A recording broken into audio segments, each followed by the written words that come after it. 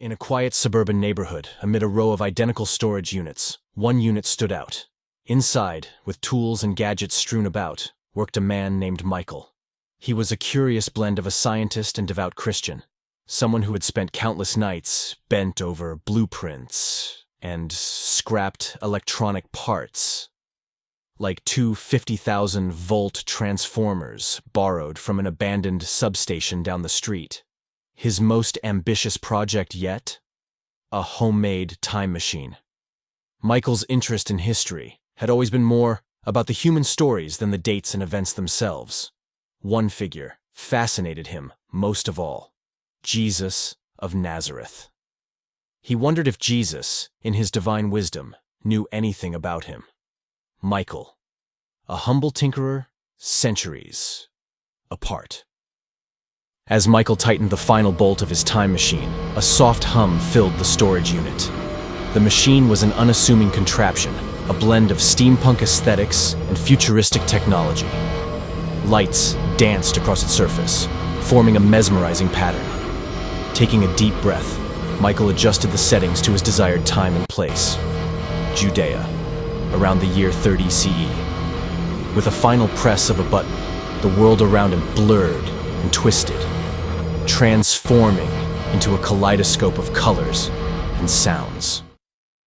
When the chaos subsided, he found himself standing on a dusty road, the sun beating down relentlessly. Dressed in a simple robe to blend in, Michael walked towards a small gathering of people who seemed to be listening intently to a man speaking from a hillside. There, standing among the people, was Jesus. His presence was serene yet commanding. Michael's heart raced. Here was the figure he'd studied, prayed about, and now, incredibly, was standing just a few feet away from. Jesus was in the middle of teaching. His voice carried a sense of calm assurance that instantly soothed Michael's nerves. As Jesus spoke of love, compassion, and the kingdom of God, Michael felt a strange connection, as if these words weren't just centuries-old teachings, but a personal message meant for him. In the days that followed, Michael observed Jesus closely. He watched the miracles, the parables, and the interactions with the common people.